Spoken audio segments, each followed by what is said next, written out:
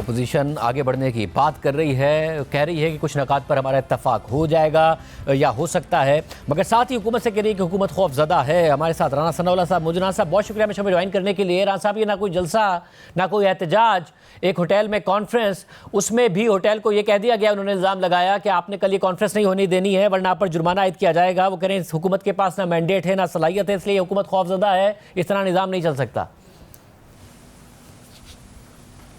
नहीं, ये किस होटल वाले ने कहा है कि उसे हुकूमत ने कहा है कि वो वहाँ पे इस कॉन्फ्रेंस का इनकाद ना करवाए?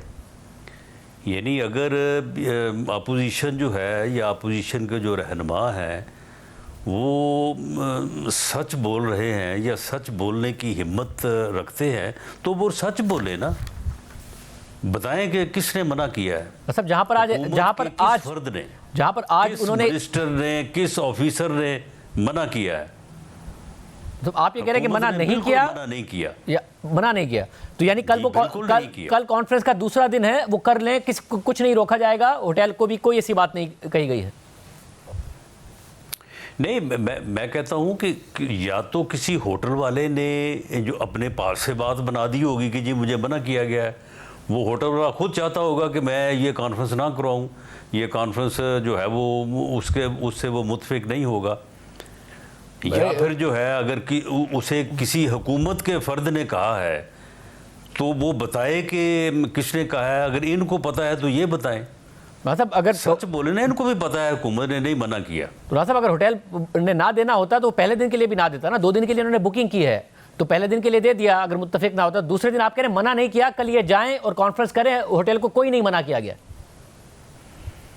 जी बिल्कुल, हुकूमत की तरफ से किसी ने, अगर हुकूमत की तरफ से किसी ने मना किया तो ये बताएं कि डिप्टी कमिश्नर इस्लामाबाद से लेके कमिश्नर इस्लामाबाद, उसके बाद फिर मिनिस्टर्स हैं, उसके बाद बाकी लोग हैं, किसी ने अगर उस होटल को राब्ता करके कहा है कि जी इनकी कॉन्फ्रेंस ना होने दी जाए तो ये बताएं, उससे मालूम करते हैं उससे।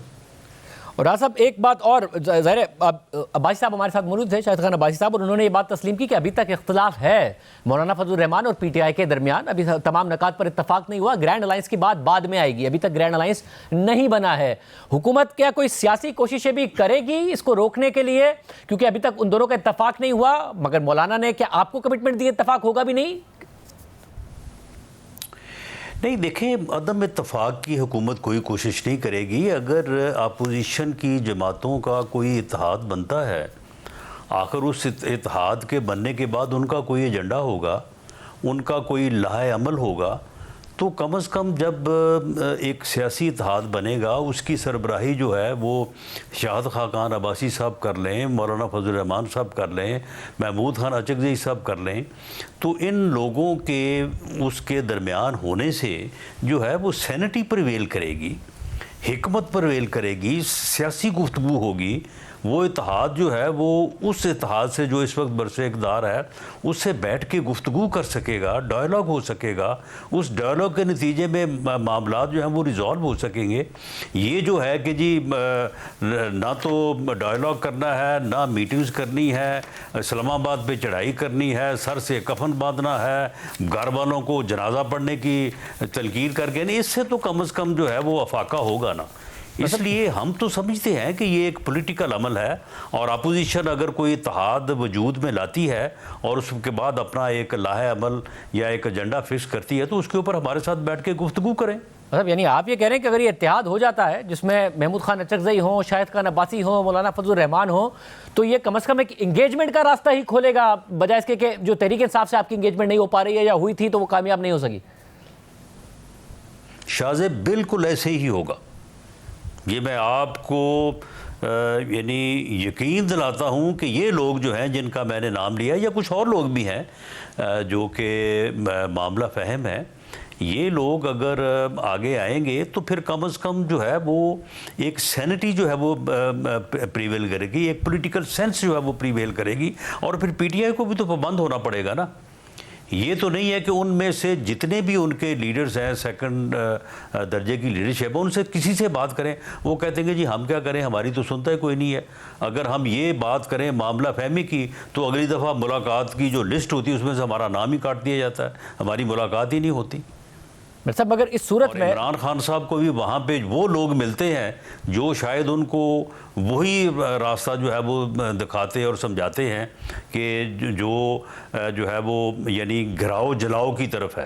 साहब अब जुनेद, अगर ये 24 नवंबर को अगर ये 24 नवंबर को कोई मामला फहमी कर दे, कोई हिकमत से काम लेते और ये संगजानी जाके जो है वो बैठ जाते, तो मैं समझता हूँ कि वो बड़ा बेहतर होता। साहब अब खान साहब से तो वो लोग मिलते हैं जिन्हें मुलाकात की आगे भी इजाज़त दी जाती है। बैरिस्टर गौहर को, दीगर रहनुमाओं को जुनेद अकबर साहब मिलने गए थे, उन्हें भी नहीं मिलने दिया गया। तो अब ये तो हुकूमत के हाथ में है, हुकूमत खुद अलाउ कर रही होती है, डिसअलाउ कर रही होती है। अगर अंदर से किसी को इजाज़त हो भी तब भी नहीं मिलने दिया जा रहा होता।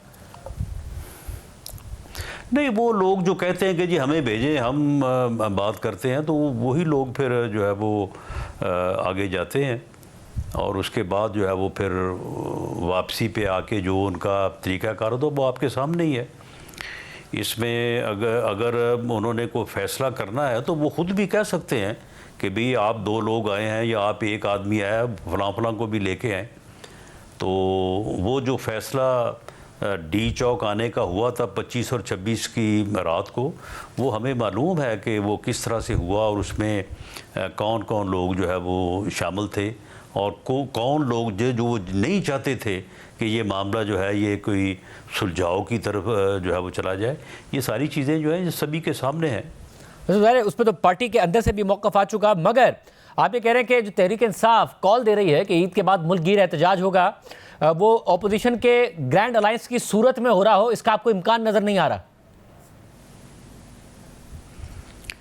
नहीं, देखें, एक ऐसा एहतजाज जो कि वायलेंट ना हो, जो कि कानून आइन के दायरे में हो, उस एहतजाज से तो कोई नहीं रोकता। वो जमहूरी हक है, किसी जमात को भी जो है वो नहीं रोका जाता। लेकिन पीटीआई का मामला जो है वो बिल्कुल मुख्तलिफ है। पीटीआई वो जमात है कि जिसने जलसे किए, जिसने एहतजाज किए और उसके बाद 9 मई किया, और अब भी इनके जो जलसों में तकारीर होती हैं, जो इनकी तैयारी होती है, वो सारी 9 मई से जो है वो तरीक़ाकार के ऊपर होती है। तो ये डिफरेंस है। अगर ये लोग जो है वो किसी इत्तेहाद का हिस्सा बनेंगे तो कम से कम जो है इनसे ये तवक्को की जा सकेगी कि ये एहतजाज करेंगे तो जमहूरी तरीक़ाकार से करेंगे। और अव्वल तो ये है कि एहतजाज से पहले बैठ के कब गवर्नमेंट ने इनकार किया मामलात के ऊपर जो है वो बात करने से। वज़ीर आज़म ने on the floor of the house आके सबसे हाथ मिलाया, हाल अहवाल पूछा और उसके बाद कहा कि जी आएँ बैठें। चार्टर ऑफ इकॉनमी से लेके जेल तक जिस मसले के ऊपर आपने बात करनी है, मैं आपके साथ बैठने बात करने को तैयार हूँ। क्या जवाब दिया उस वक्त leader of the opposition Umar Ayub साहब ने?